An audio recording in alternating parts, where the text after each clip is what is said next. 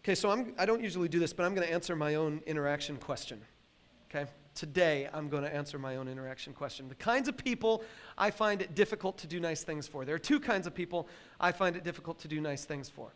One kind of person, and okay, I'm going to be honest with you, sometimes I'm selfish. Sometimes it's just, something I'm working on.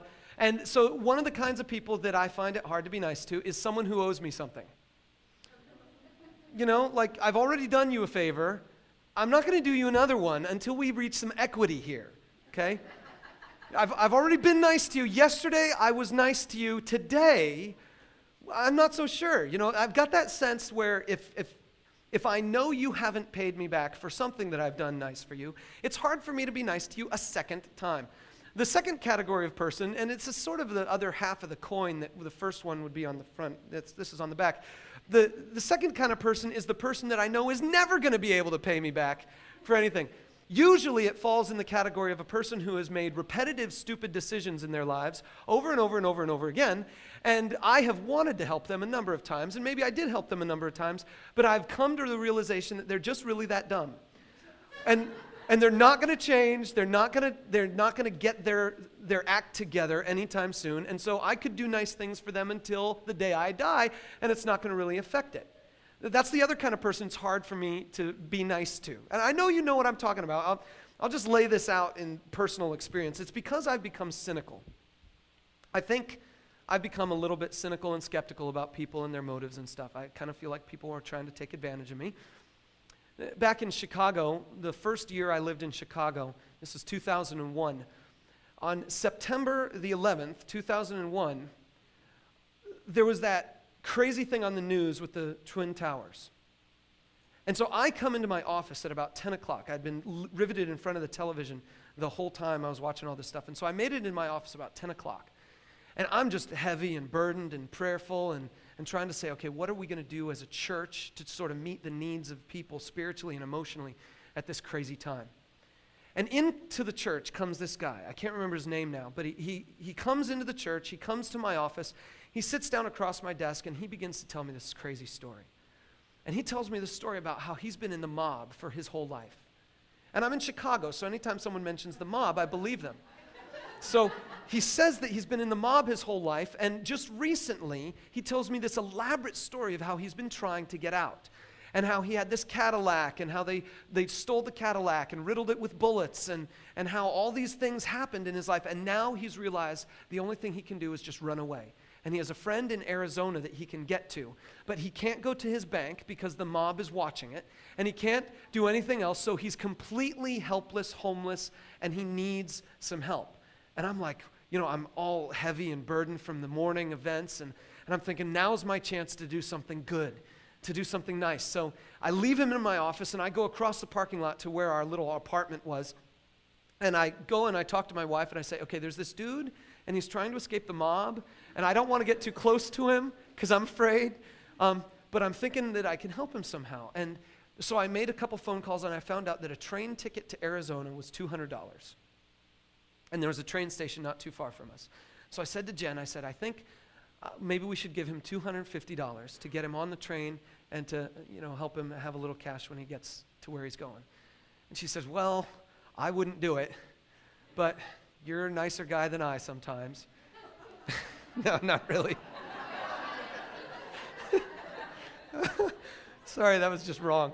Okay, so anyway, I go back over and I find the guy. It just so happened that we were able to go to the ATM. I grabbed some cash. I gave him $250, and I drove him to the train station and dropped him off.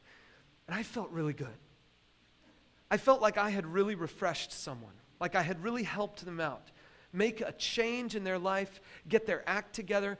He told me, he took my name, he took a Bible from the church, and he told me that when he got to Arizona, he would give me a phone call and tell me how things were going. And I was so thrilled that I had the opportunity to take a tragic day and do some good with it. 2 years later, the same guy comes to my office. And I knew him. I recognized him. I remembered, at that time, I remembered his name. Now I've forgotten it. But I recognized him, and I was like, hey, dude, how come you never called me when you got to Arizona? He says, oh, it's been crazy. And he tells me this story about how he was in Arizona and how life was great there for a time being, but then something happened and someone did something and maybe someone died or he lost a job. So then he came back to Illinois, he came back to Chicago, and he found a job opportunity where he could purchase a shoe shine business at a local mall. And he could run this, he'd been doing it for 6 months, but now he had the opportunity to actually buy the business, but he needed some startup capital to purchase the thing. And he only needed $1,500. And so he was wondering if I could help him out, because then I would be a business partner with him, and then he would be able to pay me back both the $250 that he owed me from before and the $1,500 from buying this shoe shine thing. And I thought, you must think I'm an idiot. I didn't say that to him, but I said, okay, I don't have $1,500. And even if I did, I'm not sure I would give it to you, because I just simply don't know if I can trust you. You know what that did to me? Every time someone asks me for money, I think they're a con man.